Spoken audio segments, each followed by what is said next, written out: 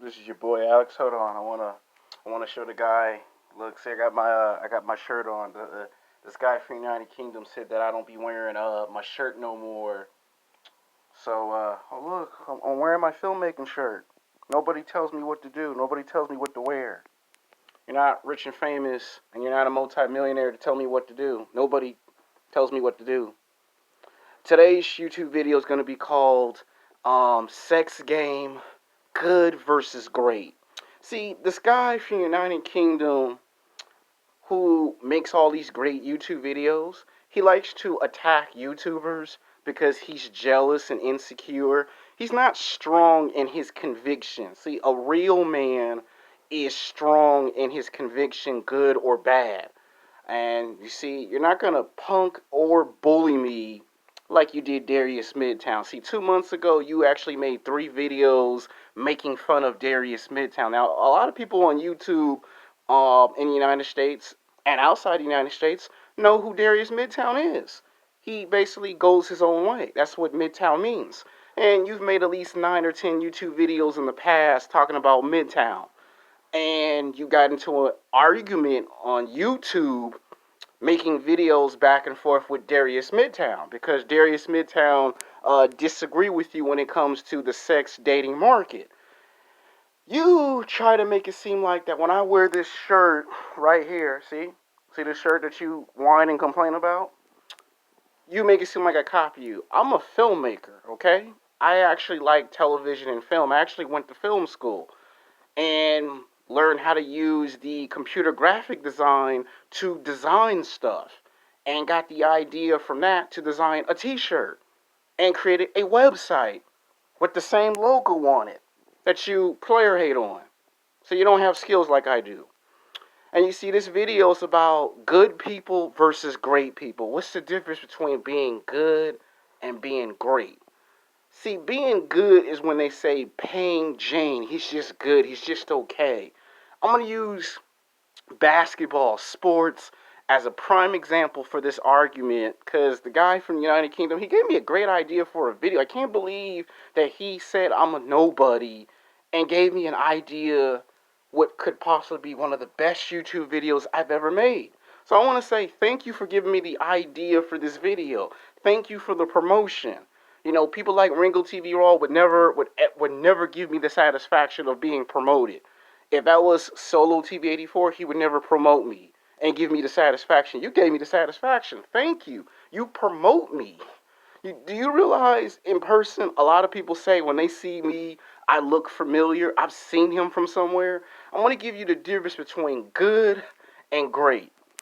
People who are good, who do a good job in life, they constantly always need to seek validation. I know you've heard that word before, validation. You've heard it with pickup artists, dating coaches. I'll give you a prime example about validation. When you go to work, you're searching for validation.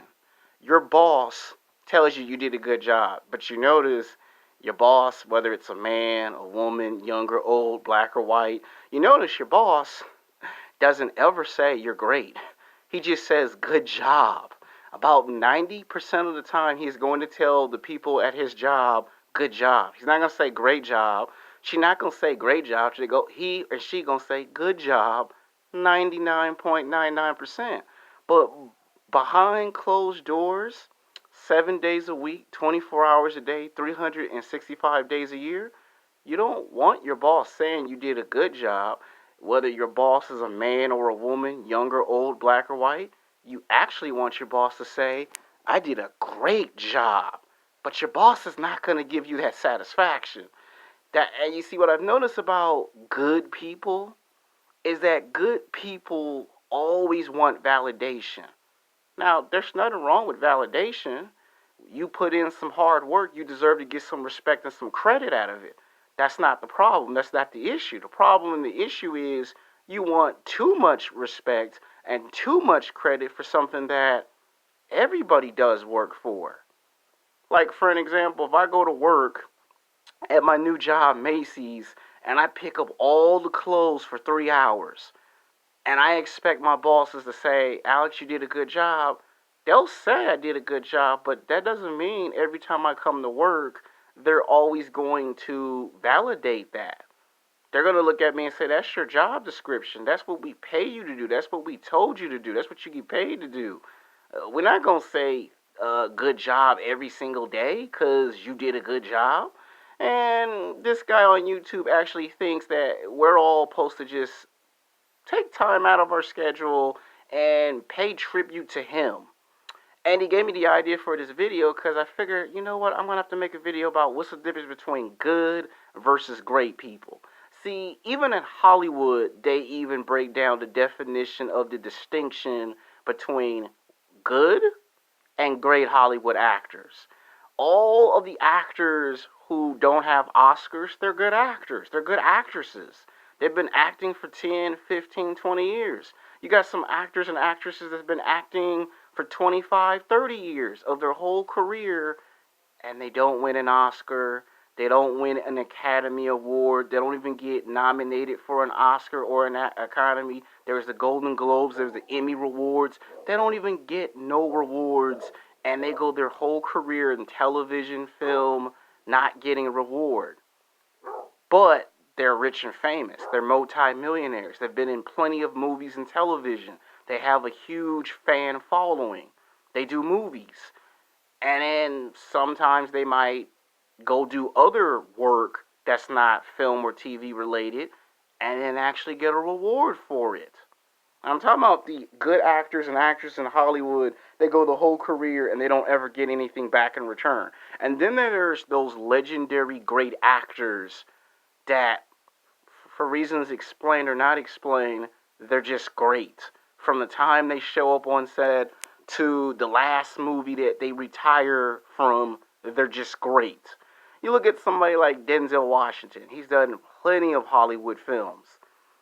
And he won an Oscar. And then he almost got nominated for a second Oscar in his portrayal in American Gangster. Now, you probably could say, well, he had to play a bad guy to get the first Oscar, and then he had to play a bad guy a second time to almost get a second Oscar. Yeah, but the thing is, he got the Oscar. Other actors that are just as on his level, they've never gotten that. He gotten that.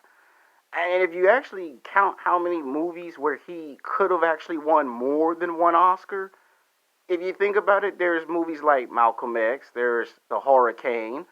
There are other movies that Denzel played where, yeah, he could have had actually more than one Oscar, if you really think about it. There's Morgan Freeman, who won an Oscar, and a lot of people said the guy should have won 3 Oscars as great as he is. But I don't see Morgan Freeman whining and complaining about, oh, they didn't give me my Oscar. He eventually got a second Oscar. But it wasn't with television and film like you think. It was him voicing, being the narrator of the Penguin stories on the Animal Channel. That's where he really got a true shine of standing ovation. All he did was just change up his occupation, and he got a reward. Where he didn't get it in TV and film, he got it in something else. I'm trying to explain to you the difference between being good and being great. Great people don't make people tell them they're great. People tell the guys that are great that they're great because it rewards it. Good people try to tell other people, yeah, I'm good, I'm good, I'm good, I'm good. See, let's put it into a avenue that we all can understand. Dating, right? How many of us can relate to the fact that when we were in high school and college, we all try to get women to validate us? And how many times did that blow up in our face and fall apart? A lot, right? We tried giving girls flowers, roses, a box of chocolate of candy, love letters. We tried everything in the book, right? And it failed. And then we would cry to our teacher, and our teacher said, you know why it didn't work? And you tell the teacher, of course, you ask the teacher why. And the teacher said, well, because you're trying too hard to get the girl to validate you. The girl don't want all these gifts, and she don't know you very well. Even though we say she went with the football player or the basketball player, the point is, what makes the basketball and the football player great is that people know who he is. So if he buys a girl flowers, he can do it because it rewards that. Whereas if you're a good person, you can't always think that because you do good things, somebody going to give you something back in return. Another prime example is when somebody's car is on a flat and you try to tow their car so it doesn't get hit by another car. A lot of times they give you money, right? And then there are times where you help tow their car so it doesn't get hit by another car and they don't give you money. See, they say that if you don't ask for nothing, you actually get something back in return. Versus you ask for something and you don't get anything. And you see, good people have this habit where they always ask for stuff. And 90% of the time, they never get what they ask for. They get the complete opposite of what they didn't ask for, which is 90% of nothing. A great person asks for 90% of nothing and gets 90% back in return. Because if you keep trying to attain something or want something and it's not meant for you to have, it's not meant for you to have. That's what good people struggle with. Great people already know if they're destined for something or not. It's like what Clint Eastwood said in that movie, a man's got to learn his limitations. Some people know their limits and what they can do and can't do, and some people unfortunately do not know their limits and what they can do. Like, let's look in sports, right? Let's take two athletes that were primed in their careers and they try to outdo each other. Let's take somebody like Kobe Bryant and Shaquille O'Neal. Now, in the beginning, you would probably say Shaq was the best basketball player because he was the best center in the NBA. And he got all the respect and all the credit for winning all the championships. And nobody really thought of Kobe Bryant as, a Michael Jordan type of player. It wasn't until later in Kobe Bryant's career, as in 15, 16 years later, that they looked at Kobe Bryant and started to think, yeah, he is better than Shaq. But look how many years it took for people to finally admit that Kobe was always the best basketball player. I'm trying to tell you what actually happened. And you see, Shaq ended up winning 4 championships. Shaq could have won 6 or 7, but Shaq had a lot of injuries. Kobe had injuries and played through the injuries and won 5 championships and tried to chase Michael Jordan. So Kobe got on to the level of being great, just didn't get to the level of Michael Jordan. Shaq got on to the level of being great. Problem was injuries caught up with him. 2 great athletes in the same sport, but one managed to win one more championship than the other, but neither one of them ever got to the level of Michael Jordan. Now let's go into football. Let's look at Tom Brady and Peyton Manning, because if I was to use John Elway and Dan Marino, a lot of people wouldn't even know who those quarterbacks are. I mean, John Elway went to 3 Super Bowls and won 2 championships. Dan Marino went to 1 Super Bowl and lost and never went back. So to use those 2 players, it wouldn't work. So I'm going to use someone that everyone's familiar with. Tom Brady of the New England Patriots, who won 6 championships? Went to 8 to 9 Super Bowls, but won 6 out of 9 tries. And then you got Peyton Manning, who went to 4 Super Bowls. The guy won 2, the guy lost 2. Both are good quarterbacks. But Tom Brady has done something in NFL history that only a few players could ever dream of doing. Being in his 40s and actually beating half the people in the NFL. You know how hard it is to be 34, 36, 38, 40, 42, and still win championships at the league? You know how hard that is to do in football at his age? That's what greatness is. That's what being great is. Now, you can say that when it came to the 4th Super Bowl, you can say Deflategate, fine. But he did had to, in those other 2 championships, he did had to work for those. Peyton Manning won his 1st Super Bowl. Then turned around and almost won his 2nd Super Bowl, but lost to the New Orleans Saints. Then he was supposed to win his 3rd Super Bowl, but Seattle won. And then he turned around and went to a 4th Super Bowl and won his 2nd championship. Now, in the media, they say Peyton Manning is the best football quarterback ever. But statistics says Tom Brady is the greatest quarterback ever to play the game of football. Both guys are on the same level of greatness, but only one is able to get onto the level of Joe Montana and surpass him. There's a difference between being good and there's a difference between being great. You see, Peyton Manning needed the accolades to validate. Tom Brady had to go out and do the work to be validated. Think about it. Peyton Manning, the minute he got into the NFL, he was the man. He was the golden boy. Tom Brady was a guy who sat the bench and was picked late in the 6th round of the NFL draft and almost played professional baseball because he wasn't sure if he was going to make it in football. Peyton Manning, right from the start, was the man. Tom Brady had to work to become the man. Now let's jump this into professional wrestling. Ric Flair said it. To be the man, you got to beat the man. Being the man and staying the man are two different things. And guess what? Even in wrestling, when it comes down to comparing Hulk Hogan to Ric Flair, there are similarities. Hulk Hogan is the guy that kind of revived wrestling in those late 70s, early 80s. But it was Macho Man Randy Savage that had the better wrestling matches. It was the Macho Man who got you entertained and enjoyed those matches. But Hulk Hogan got all the respect and all the credit, and Macho Man was left out in the shadow. And it wasn't until later that Macho Man went to WCW that people realized it was him that was the better professional wrestler than Hulk Hogan. Same thing when it came to Ric Flair. Everyone thought Hulk Hogan was the man, and nobody really seemed to care about Ric Flair. It was later in Ric Flair's career that they found out he was the better professional wrestler. That's the difference between being good and being great. Is that good people always have to mention who they are.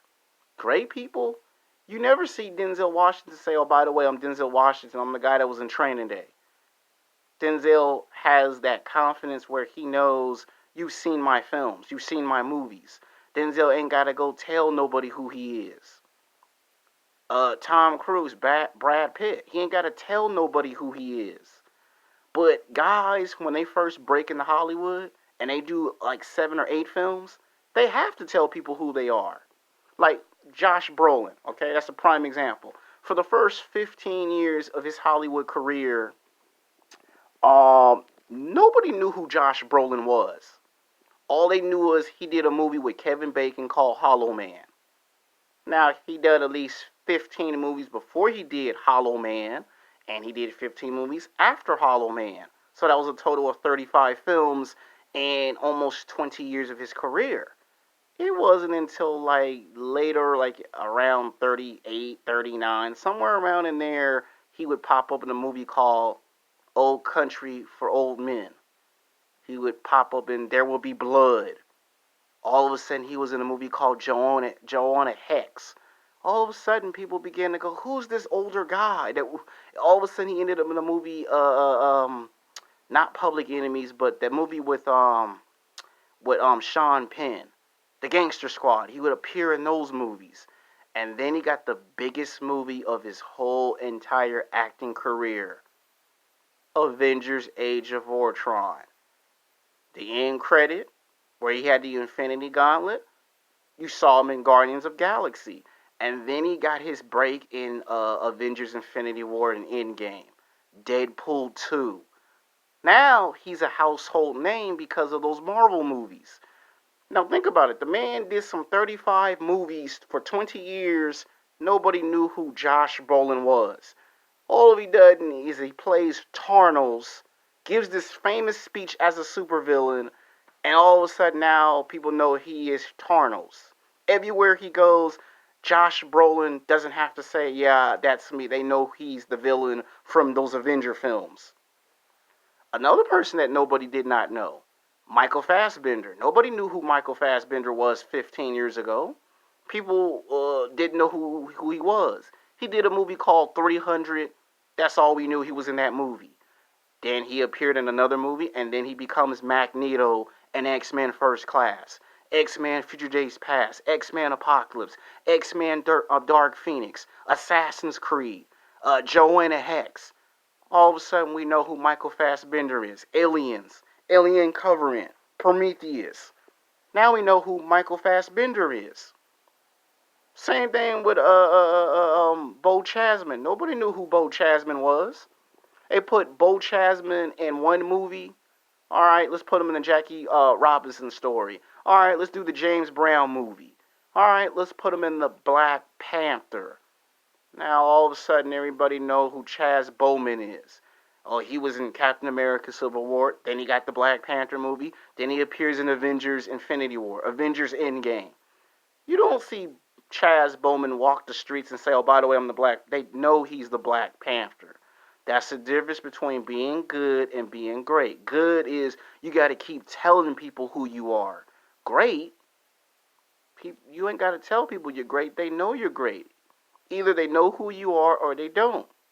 But when you keep trying to tell somebody that you're good, that you're great, and you have to keep reminding people, it's either because you're insecure and you're seeking validation, or they know who you are, but they're not that familiar with your style. Like me, I don't tell nobody I'm Alexander the YouTube star. They either know who I am or they don't. They either recognize me in person or they don't. They either like me or they don't. They either like my content or they hate my content. I don't be trying to get everybody to like my content. Same thing on YouTube. You got a lot of YouTubers that try to get people to like their videos. Either people like your videos or people don't. So this video was because you gave me the idea to make this video. So you gave me by far one of my best videos, because this is the difference between being good and being great. Good people always have this tendency to seek out validation. Great people get it because they don't be trying to seek it out. Like, they want it too. Now, every now and then you might see a great person mess up. And a prime example of that would be Iron Man, Robert Downey Jr. He did great in the beginning of his career. He had a bit of a slump. Then he had his redemption. So yeah, there's a such thing of being great and messing up. And then there's your good, and then all of a sudden you become great. Christopher Evans, aka Captain America, is a prime example of that. He started off as a good actor, and then these movies pop up, he became great. So there is a rule to deception of being good and then becoming great. And then there's being great and then messing up. So that's the difference between being good and being great.